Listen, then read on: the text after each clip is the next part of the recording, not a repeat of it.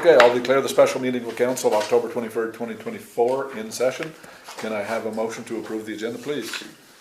I, Councillor Highslip, move to approve the agenda with the following addition. Add item 5, terms and conditions, bid 75193813. Any seconds? Need a seconder? I, Councillor Craig, second. Any questions, comments? All those in favor signify by saying aye. Aye. No nays? Motion carried. Thank you, council. Do we have any conflicts tonight? No conflicts. We'll move on. The first thing on the agenda is the resignation of councillor for Ward 5. So we received a letter from Councillor Bringlow, October the 18th, to Dave Morrison, Mayor, and Terry Parker, CAO. I wish to advise you that effectively immediately I am resigning my position as councillor for Ward 5 for the Hamwell rural community. Best wishes to you, council and staff, as you move forward in shaping the future of Hamwell. Regards, Chris Bringlow. Okay, I need a motion to accept Chris Briglow's resignation from his position as councillor for Ward 5. Be it resolved to accept Chris Bringlow's resignation from his position as councillor for Ward 5. I, Second. Councillor Mackenzie, second. Questions, comments? All those in favor signify by saying aye. Aye. Any nays? Motion carried. Thank you, council. Need another motion to declare Hamwell's Ward 5 seat vacant. Okay, be it resolved that to declare Hamwell's Ward 5 seat vacant and that notice be given to, through our clerk to Elections New Brunswick. Seconder? I, Councillor Fox, second. All those in favor signify by saying aye. Aye. All those contrary minded? Motion carried. Thank you again, council. He will be missed. So, item 4, approval of the invoices. We have an invoice there with us from Peterson Investigations and Consulting. So council, there was this one invoice and then the other one that I had discussed with you last week, I believe, at our council meeting. However, this one, because of the limit, it is under my authority, so I can just approve that one. So, but I do need approval on the one in front of you. I, Councillor Fox, move to authorize and direct the CAO treasurer to pay Peterson Investigations and Consulting's invoice in the amount of $6,319.25. Can I have a seconder? Councillor Dupuy was second. Any questions, comments? All those in favor signify by saying aye. Aye. Contrary minded? Motion carried. Thank you again. Okay, item 5 is the addition to the agenda is the terms and conditions of our bylaw 34-2024. Just to be sure we have everybody understood it fully and we have any questions or concerns. I'm going to start with Councillor Dupuy. I know in the meeting we had heard concerns from the public, and I recall some of those. One was talking about a fence. I didn't know if the fence was one of the variances or if that was something that they were going to be putting up. They seemed to indicate they were going to be doing that. And then I remember myself the question about what occasional fire changes meant. I think that it would be prudent to maybe like clarify so that if there's a violation, it's an obvious, like, you know, that they can have something that's measurable. I don't know. I don't know what has been done in the past. Not really aware of where to go there. But that was what I was questioning, I guess, and varying the terms and conditions of what we've been presented. Okay. Any other discussion around Councillor Dupuy concerns? All I was saying is usually most of those places that do what they say occasional tire changes, usually you find that they're spring and fall. That's when they will, you know, do more obviously than any other time of the year. So. Do they have to say like so many per day, or like what do you? I don't know. I guess that's all. I mean, everybody varies. Like I know I go to people here in Hamwell. Yeah. And you know, it just makes an appointment. You're there for 15 minutes. You go. It makes another appointment. You're there for another 15 minutes. Yeah, that's like I said. It's mostly in the spring and the fall for winter tire changeovers. Okay. And whether not a garage, I don't suspect.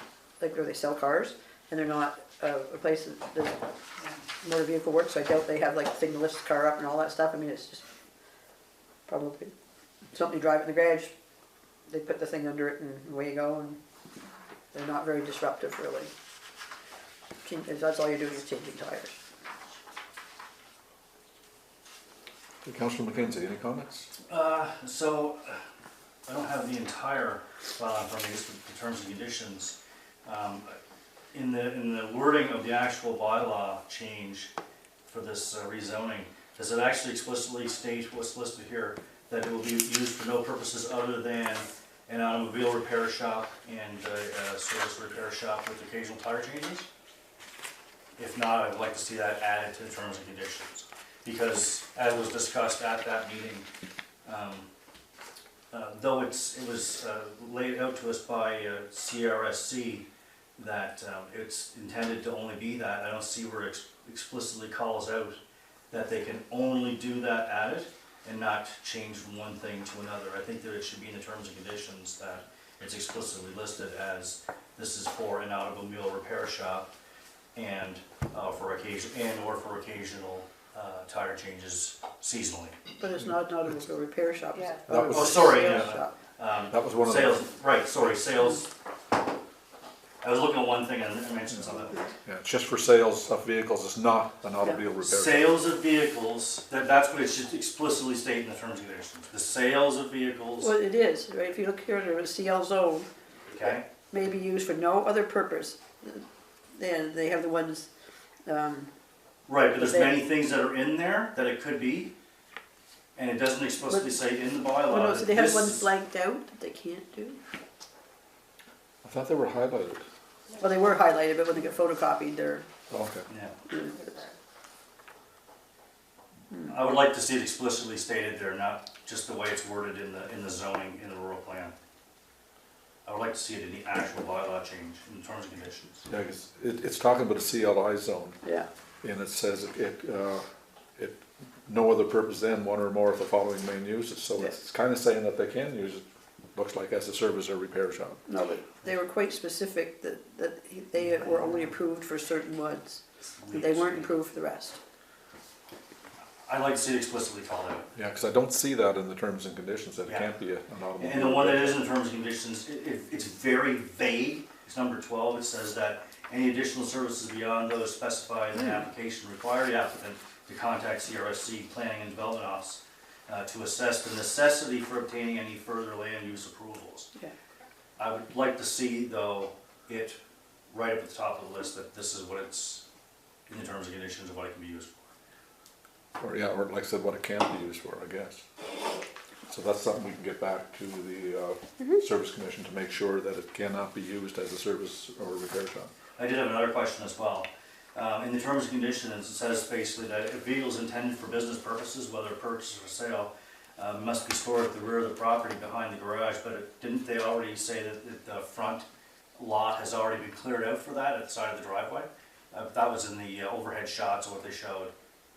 So that contradicts what's in the terms and conditions. Counselor Fox? Are we going around the table? Yeah, yeah. He has a question. Oh, I was gonna go Yeah, and start. I just had a question. Yes, on what Councillor McKenzie said. A response to that? Sure. Yeah. So, I think that was not for the storage of the vehicles that were to be sold. That was my understanding. So I think they've cleared that so that there's space to get in and out of the driveway. Okay. That was my thought, based on what the photos had showed, because they did show that that area would be cleared, but that it wouldn't be used to store vehicles. Okay. That's it, thanks. Okay, Councillor Crouch, any comments? Nope. No. Deputy Mayor Jonah? No, I'm good. Okay. Councillor Heislip?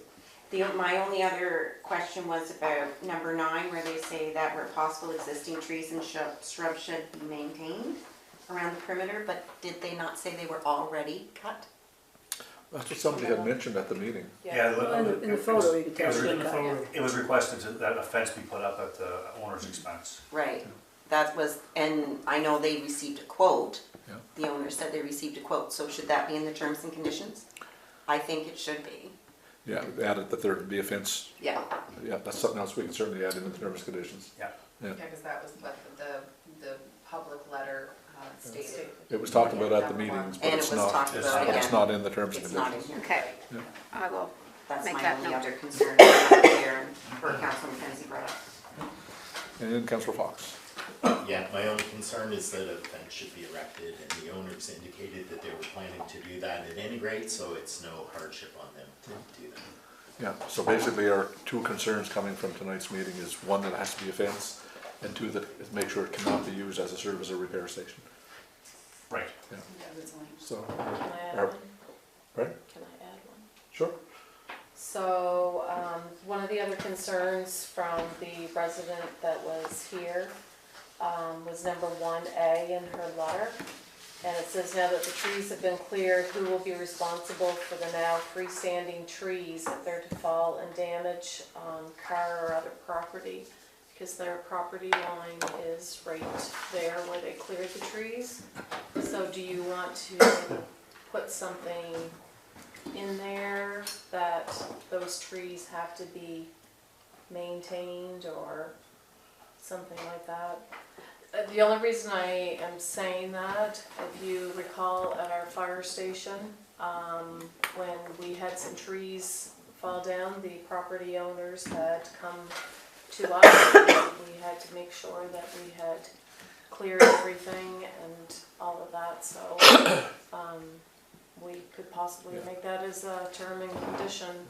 Because we've been in that by the fire station, and cut all the trees that were in danger of falling down, or any of the trees that had already fallen down, we cleared them all out. Right, so where they have cut them down, that could be something that we put in there as a term and condition to, if you would.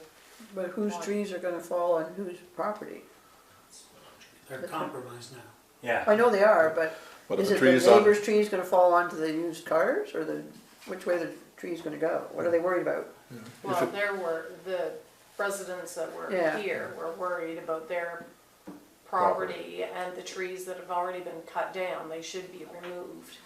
Yeah, well, they will be when they, well, if they're on the property, they cut down the trees on the property, so when they're clearing the property, they're gonna have to remove the trees they cut down. I think they're concerned about more trees falling down when the wind blows. Yeah. yeah, That's now what I'm that just wondering it's open who's- to the elements. Yeah, so I'm just wondering, what are they worried about, whether they think that the car people's trees are gonna fall onto their property, or they think that their trees are gonna fall onto the cars and then they're gonna be, Yeah, I think it's the latter. I think that they're worried that if now that the tree line has been compromised, that if it's a strong wind, especially since it's facing north-south, their property is, the cleared property is north of the other one, that the wind may blow it onto a vehicle that's for sale, and now they'll be held liable, even though it was the current property owner of a lot that cut the trees down that compromised that possibility. well, that's something we should be clear of before we go and put in as a term and condition, what their concerns are. Because, yeah, does anybody know, like, if you have a tree in your property and it falls and does damage on the adjoining property, are you responsible? Yes. Normally, I think. Your house insurance. Usually your would- insurance, your house insurance is would pays for take it. care of it. Yeah, so their insurance should cover that, I would think. But again, I'm no insurance expert, so. No, I think the concern or the problem is that normally there's a buffer zone between the property, around the property line to to reduce the risk of that happening. So that when a tree would fall onto another tree, because I have lots of trees around my property that have been knocked down from hurricanes Yeah. that are just sitting on other trees. Right. But if you cut down the buffer zone and make it smaller, now there's nothing now protecting that from happening. So when your trees fall, they'll fall. They'll fall right all on the way. whatever's right next to it. It's something we can certainly look into and see if it needs to be added to the terms and conditions. Yeah, just see what their concern is, I don't know whose trees are gonna fall on who and how Because you. it was a question brought forward It by the was, resident. was. I remember it, yeah. Yeah, I do suspect that is correct though, is that it is, that they're concerned about their trees falling onto, because they say i.e. car or other property. Yeah, so Yeah. they're worried about liability if a tree falls now because the buffer zone has been Yeah. removed, that they'll be held liable for something that It's could not their fault. potentially not have been their fault. Yeah. That wouldn't have happened if they hadn't cut the trees. Right. Oh, sorry. Yeah. So I think that maybe that's something we can look into, and if there is something there possibly that they will be held liable, then we'd have to write that into the terms and conditions that they won't be held liable. Yeah, I don't know if we can do that or not. Yeah. people. I'm that's- not sure that we can do that. Yeah, that's the concern, I think you'll have to check with the That's service something commission. that we can discuss with Capital Regional Service Commission.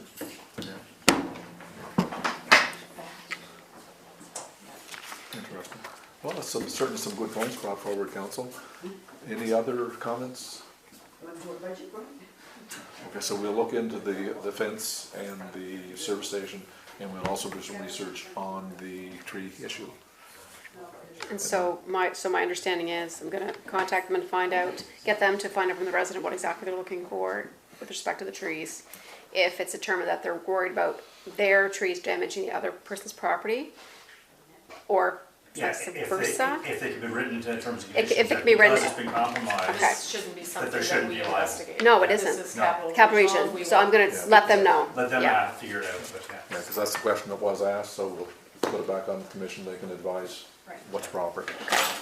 Okay, no other comments? Okay, if that's it for item 5, we'll ask for an adjournment motion, please. I, Councilor McKenzie, motion to adjourn. Second? Holly, Councillor Highslip second. Okay, meeting adjourned at, what, 6:50?